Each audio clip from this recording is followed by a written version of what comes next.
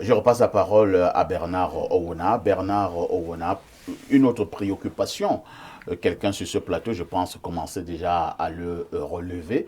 Avez-vous eu l'impression que dans le cadre de ce travail, il y a eu de meilleures implications? Est-ce que les historiens du Cameroun ont été impliqués? Est-ce que certains acteurs de cette époque ont été impliqués? Est-ce que certains leaders ont été impliqués? Est-ce que ces gens sont véritablement allés au niveau du Cameroun profond pour toucher les familles qui véritablement avaient subi, entre guillemets, le martyre?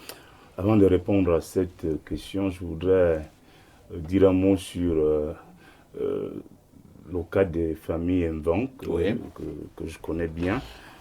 Étant natif également de Yaoundé, je voulais dire à Blériot que les Mvang sont bien organisés. Je connais leur combat depuis des années à travers le père Osama, qui était un patriarche de l'église catholique romaine. Ils ont saisi le président de la République à plusieurs reprises. Ils ont eu gain de cause au niveau des tribunaux. Mais le problème du Cameroun, et ça reste toujours ce qu'on dit sur ce plateau, comment on fait pour appliquer les décisions de justice au Cameroun? Comment on fait pour appliquer les instructions du chef de l'État quand il demande qu'on retrocède tant de terrain à la famille Mvang? C'est ça le vrai problème. Maintenant, je leur dis, comme Blériot a dit, de s'organiser davantage et de revoir encore le président, parce que le président sera candidat à l'élection. De revoir quel président? Le président de la République. C'est facile de le voir? Non, de lui écrire à nouveau. Il faut lui écrire encore parce que le président sera candidat. Je vous donne l'astuce. Il sera candidat à l'élection présidentielle d'octobre. Il est très attentif et attentionné lorsqu'il est candidat à une élection, comme c'est le cas en octobre. Écrivez-lui. Vous allez voir qu'il pourra trouver un début de solution à votre problème. C'est quand même grave ce que vous avez enduré. Vous voyez l'archidiocèse, vous voyez le MINDEF, vous voyez l'Assemblée nationale, vous voyez le lycée Leclerc, vous voyez les Français. Les gens qui ne vivent pas cette réalité disent seulement comme ça. Quand quelqu'un écrit comme celui qui a écrit là, bon, lui, on lui prend tout son village. Vraiment. Et il y a même un drame, c'est que ces familles ont été déportées, ont été divisées.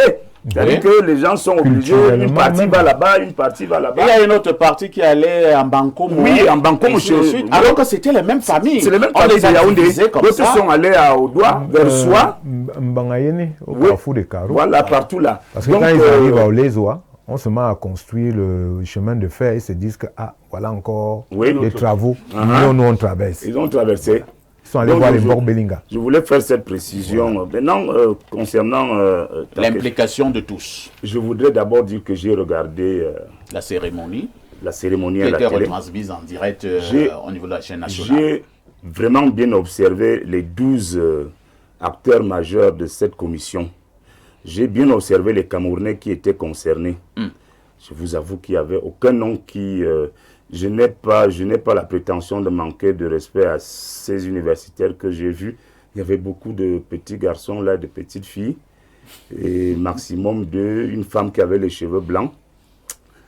Ça veut dire que ça pose le problème de la sélection ou du cooptage de ces gens-là pour qu'ils appartiennent à cette... En temps même, est-ce que c'est non raisonné? C'est ça que je suis en train de vous dire que c'est non raisonné lorsqu'on parle de l'histoire du Cameroun. Lorsque la coprésidente de cette commission, elle s'appelle Frankine Lemondi, lorsqu'elle présentait les membres de cette commission, les Camerounais notamment, je vous assure que je faisais un effort de bien regarder. Ça ne renvoyait pas à grand-chose. Est-ce qu'ils ont fait un travail de terrain pour aller interroger, pour aller questionner les acteurs majeurs de cette époque-là, parce qu'il y en a encore. Certains sont encore en vie. Ils sont encore en vie.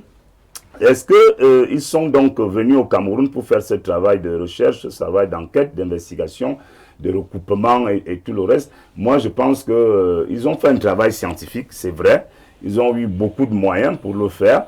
Mais je pense qu'il y a beaucoup de choses qui doivent encore être faites. Et je vous ai dit que le président lui-même a reconnu le 28 janvier dernier au Palais que c'est un début.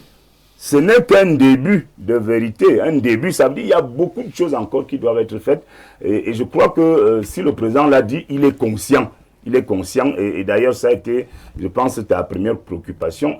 Comment est-ce que les gens qui nous ont tués sont eux-mêmes encore maîtres du rapport. Tout à fait. Ça suscite quand même un certain nombre de questionnements. Et donc, ça veut dire que... Et là, je posais le problème de crédibilité. Bien entendu. Si moi, je suis venu dans ton village, je suis venu commettre, je ne sais pas moi, des exactions, des meurtres, des assassinats. Et après, le moment venu, c'est à toi qu'on demande de faire le rapport. Oui. Est-ce que je vais vraiment tout dire?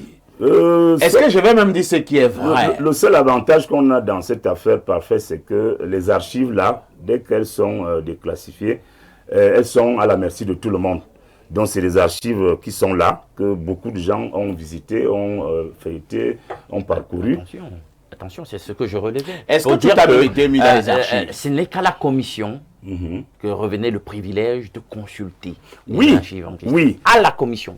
Donc, la commission elle-même, tu le relevais, est déjà cooptée par le président Macron. Oui. La commission, même quand vous la voyez, vous vous posez des questions de la provenance des personnes qui sont... c'est mon problème. Et donc, moi, je me suis posé la question, les gens s'y sortent d'où? Est-ce que ces gens-là avaient le charisme, avaient la personnalité, la pointe? Toi, tu connais les gens-là, Non. Je vous avoue que... Blaireau, toi, tu connais les gens-là? Bon, connaître, c'est trop dit. Une des jeunes dames dont il a parlé, qui a travaillé au Cameroun sur le terrain. Tu la connais? Oui. Donc, tu connais une personne? Oui, mais je vais vous dire quelque chose de plus grave. Oui. Si tu étais ces gens ou les Camerounais que nous connaissons, la technique qui a été utilisée, c'est la technique d'un fumage avec beaucoup d'argent. Vous comprenez? Et je crains même que vos historiens camerounais n'aient pas pu produire grand-chose. Parce qu'ils n'allaient pas voir ils n'ont pas l'habitude de voir un tel argent. Oui, non. Si vous versez... Oui. Vous n'allez pas manquer trop de respect aux historiens camerounais quand même. Ici, je dis quelque chose. Vous savez, on se connaît. Nous sommes comme les Ivoiriens, nous nous connaissons en détail. Vous versez beaucoup d'argent aux gens. Ils vous laissent faire, ils commencent à réciter ce que vous voulez. Oui. Beaucoup d'historiens camerounais ont même contribué à obscurcir l'histoire du Cameroun.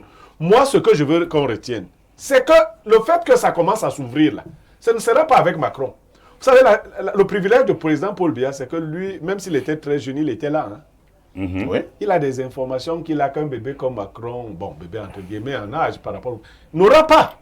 Quand il dit que c'est un début de vérité, il y a des informations à l'époque de Paul Biya qu'il connaît. Et puis il a travaillé avec Ayidjo.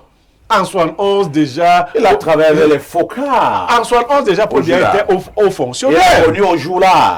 Paul Biya en 71 déjà était haut fonctionnaire. Il était à la présidence de la... Donc il connaît des choses. Il a parcouru rapidement, on lui a fait une synthèse. Il dit que les gars, vous avez commencé, mais on ira plus loin. Et l'histoire finira toujours par jaillir. Tout à fait. Merci. Oui, Alain Douk. La présidente de cette commission, Karine Ramondi, disait, au sujet de cette partialité dont tu poses la problématique, disait que non, elle est une historienne et qu'elle est capable de faire monde de détachement. Ça, il faut encore le vérifier. Mais nous relevions déjà le fait que les membres de la commission en question sont cooptés. Qu'est-ce que, par exemple, Nini et professeur émérite comme Aboua, professeur Aboua, un historien émérite de ce pays, a dit justement à ce sujet, lorsqu'il a écouté voilà, le nom des membres de la commission, il a dit il a l'impression qu'on est en train de vouloir faire dépeindre l'histoire du Cameroun en l'absence d'historiens camerounais. Or, on a l'impression que justement, c'est le cas, parce que quand on dit déjà que il n'y avait pas de la pêche, lorsqu'on évoquait les noms, lorsqu'on essayait de regarder les figures, etc., on est tenté donc de donner raison à professeur Aboua. Paix à son âme,